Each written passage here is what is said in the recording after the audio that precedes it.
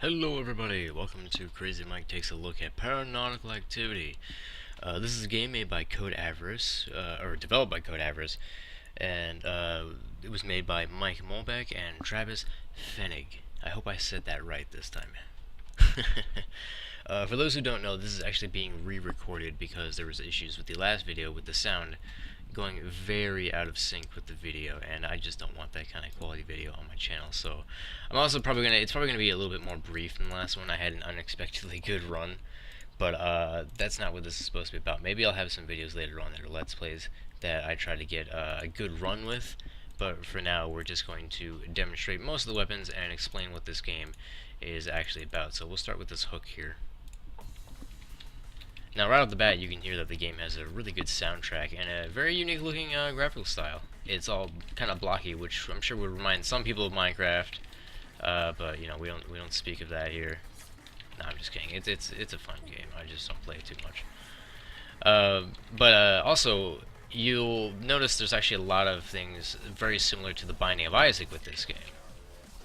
As you'll see in the bottom, there's a map which functions very similarly to the Binding of Isaac map, where each room is a square and you can be marked by like a symbol to symbolize that if it's like a boss room or a shop. You'll also notice that there's hearts and these things that kind of look like things of armor with a cross on, like a shield of sorts. Those are essentially, that's basically just armor. It functions the same way that a spirit heart would function in the Binding of Isaac, although for those who don't know, I'll explain. When you get hit, you'll lose one heart, but if you have an armor, you'll lose one armor instead. So essentially, armor is basically a rarer heart to find, but there's no limit on how much you can have. There's a decent variety of enemies. At the very start, it's a bit limited. You usually only find like 4 guys. You get these ninja guys. You get these guys are basically just bullet fodder. I call them bullet fodder buddies. You find those big demon guys, and you'll find like these moth things that shoot homing bullets at you. Also, again, I'm going on with the Binding of Isaac comparisons. There are bombs and money, just like you would find in the Binding of Isaac. As far as I know, there aren't any secret rooms to bomb into, but bombs are useful for dispatching groups of enemies or just doing a big chunk of damage to another enemy. I'm actually playing very bad. I'm surprised I'm not getting hit with all this with this lack of movement I'm going with. Where the hell is that hook? There it is. All right. Benefit of the hook, you know, it comes back and it really shines. Oh, I was too close to that explosive. It really shines when you use it on a boss and it like lingers inside of him. Which, whoa, this is actually like the perfect guy because he's a really long boss. Yeah. Okay, now we gotta start moving because he's spawning these moth dudes and they're gonna shoot bullets at me. Oh my god. How am I not getting hit by these? Okay, there we go. He is dispatched.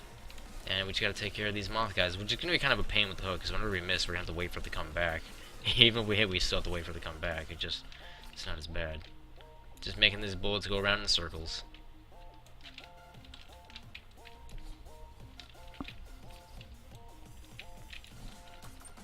Now, one of my favorite things I've noticed about this game is in the options menu, there's an FOV. Oh god, I got hit by a bullet that was still following me.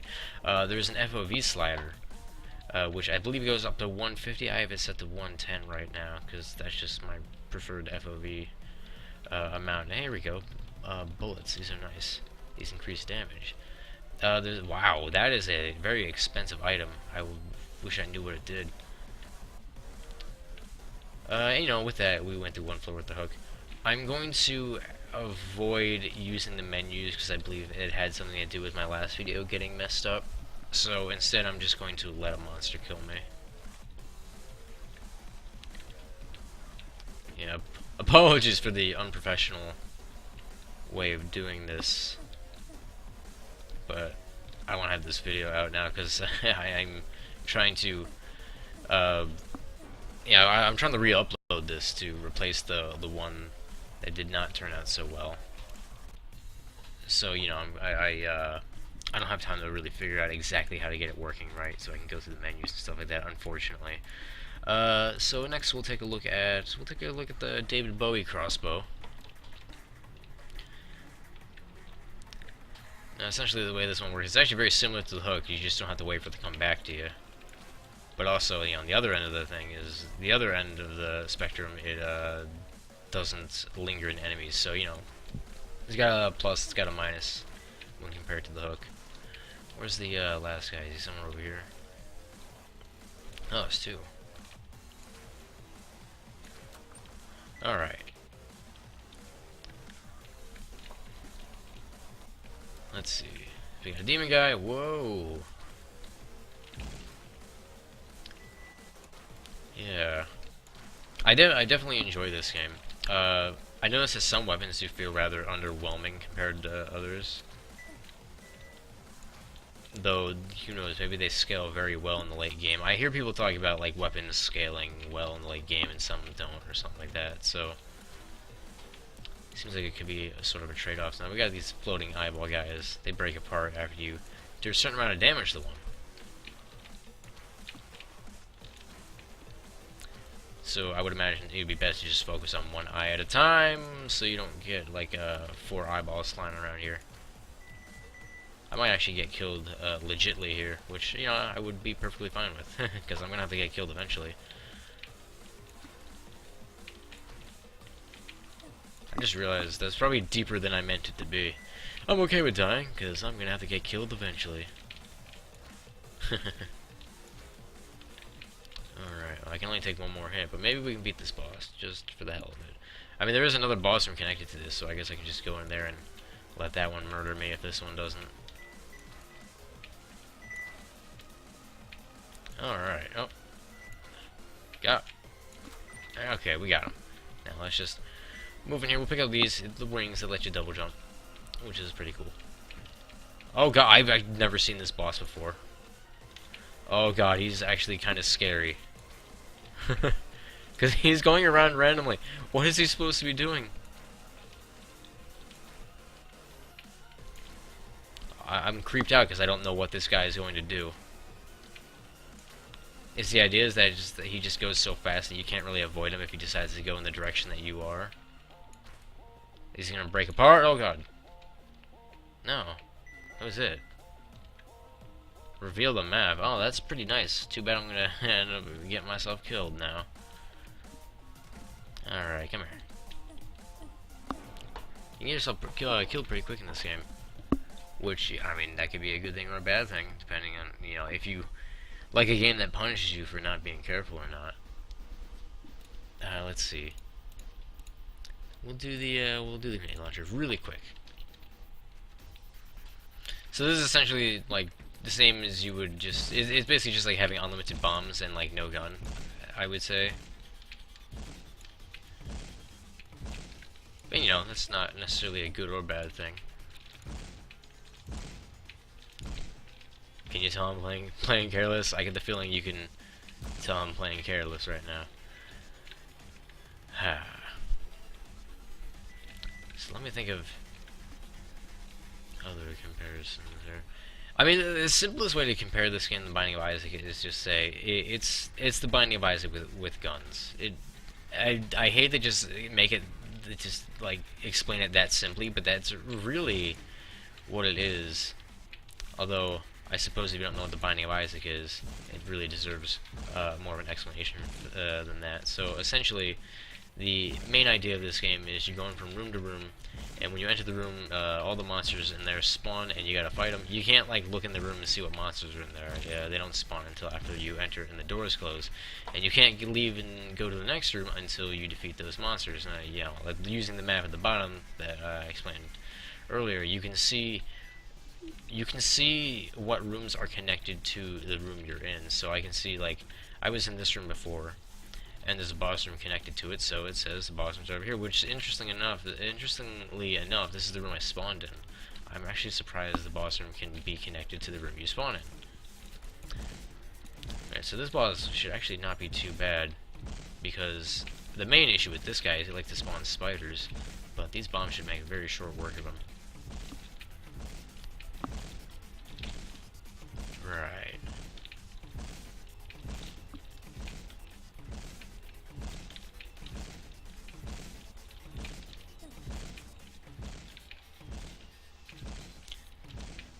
Just keep shooting. I love the way, I just love the way the graphics in this game look. It reminds me, it's weird, even though it's blocky, it doesn't remind me of Minecraft. It reminds me of, like, just Legos. I don't know why. Not 100% sure why, but it does. And I like it. Floating bombs is pretty good with the grenade launcher. I actually got this in the first video I recorded of this. That didn't end up so well. Which, you know, I mean, since I just want this to be like a kind of a first look video, or, you know, just like a first impressions or what have you, I kind of didn't want it to be as long as it was. The first one was like 35 minutes, which I feel was a bit long for a first impression video. Especially when the game, I mean, like, how do I word this? The game, the concept is pretty simple. You know, just go from room to room, kill stuff, and, you know, you move on, find the boss room, move on, buy stuff at the shops, what that. So, I mean, you know, it doesn't need to be a very long video for a first look. So, I think we're done with the grenade launcher. So, why don't we just go crazy really quick and just shoot all of our bombs? Oh god, I hope I actually didn't, like, screw up my video by creating the laggiest explosion moment I've ever seen. Okay, so now all we have left are really just the essentially this is basically like just like a chain gun that shoots lasers, and then the shotgun. So we'll do the chain gun that shoots lasers first. Now, one thing I have to say is I don't see why there is a spin up on this gun at all, because there's no downside to missing a bullet, so there's not really, and there's almost never a time when you want to stop shooting because you don't want to hit something. The only time that would ever happen is with explosive barrels, and oftentimes you're not really standing next to those, at least from my experience. So having the wind-up kind of gets obnoxious because it kind of makes you want to just always be shooting, even when you're not actually, like at least before you enter a room. And it causes the bing bing bing sound to happen all the time, and I don't know, it doesn't need to be there in my opinion. Anyway, let's go kill stuff. This is definitely one of my favorite guns to use, even though it's not necessarily my best one. Mainly because I played a lot of Unreal Tournament 2004 when I was a wee lad, and so I'm used to like the whole bullet traveling thing. I also played a lot of Tribes, so this gun is right up my alley for the most part.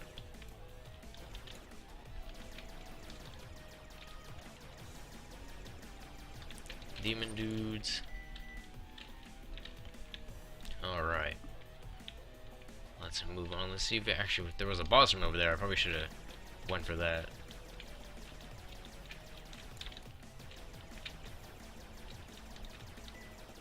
Oh, Ninja Man throwing stuff at me. Don't really care though, because my intention is not to live, not to live as long as possible. Just to show stuff off.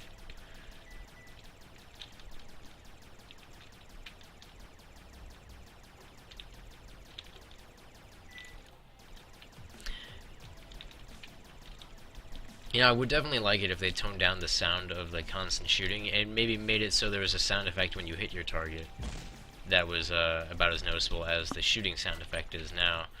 Because, you know, with the whole bullet travel thing, you're not always 100% sure if you're shooting your target, especially since it's, you know, it's green and it shoots green particles everywhere when it hits anything, not just a character. And, you know, there's a lot of particle effects in this game, so you don't necessarily know if you're actually hitting the guy. Which you don't really have that issue with, like, some of the other guns, like the hook. It makes a slicing sound when it's going through guys, and the shotgun and the assault rifle. It's very, like, you don't need there to be any sort of sound effect because it shoots where you point it at for the most part. You know, it works how a weapon would work in a lot of typical shooters, like, you know, like Counter-Strike, Call of Duty, all that. Anyway, let's go fight that boss room that's over there, and then we'll go try a different gun, or the last gun. We'll try the tank weapon.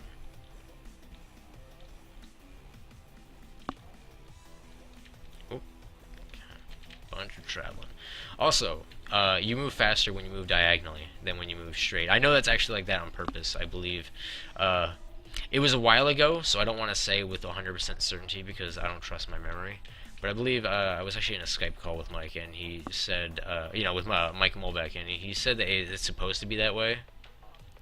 So, although I would like it if they did increase your forward running speed when a room doesn't have enemies in it, because right now it really encourages me to just walk through every room like this. Like if I wanted to go through that door, and that door, and that door. And, it kind of gets a bit tedious. I understand why it's like that, though. You do a lot of, like, back strafing and stuff like that when fighting bosses, because you have to in order to dodge a lot of the projectiles. But we just got killed. So anyway, let's restart as the tank. And why is my neck hurting? Oh well. Anyway, we'll start as the tank, the shotgun. This is basically my best weapon at the moment. So I saved the best one for last. So we're not gonna get super far with it though, because I think I've pretty much said all there really is to be said about this game. I'll definitely be putting a link to the Kickstarter in the description. By the day that this goes up, I believe it has about 5 days left. So I kind of wish I got this up sooner to give people more days to notice this video and go help out on the Kickstarter. But I believe the game actually got greenlit today, so that's actually really cool. So definitely props to Mike Molbeck and Travis Fenig. See, I'm still worried. I'm not saying Travis's last name right.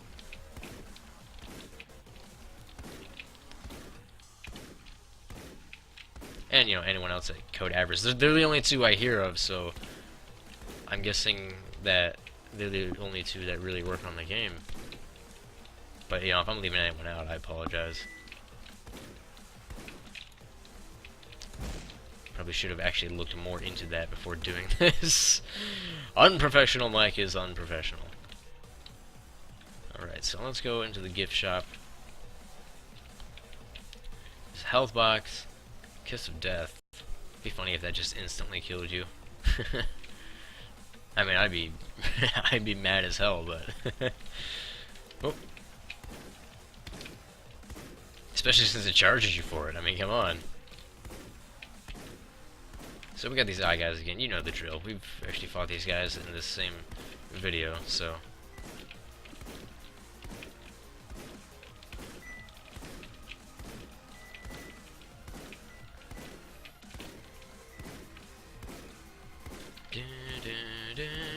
Gotta say, I love the soundtrack of this game.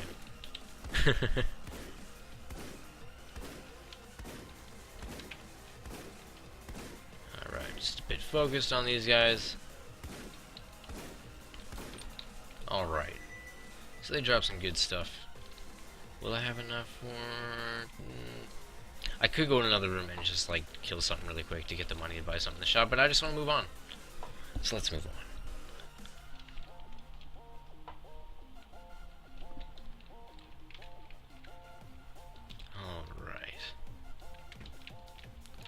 Ninja dudes.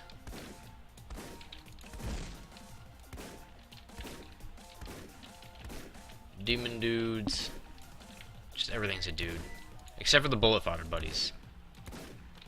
And the Mothmen. Mothmen are men.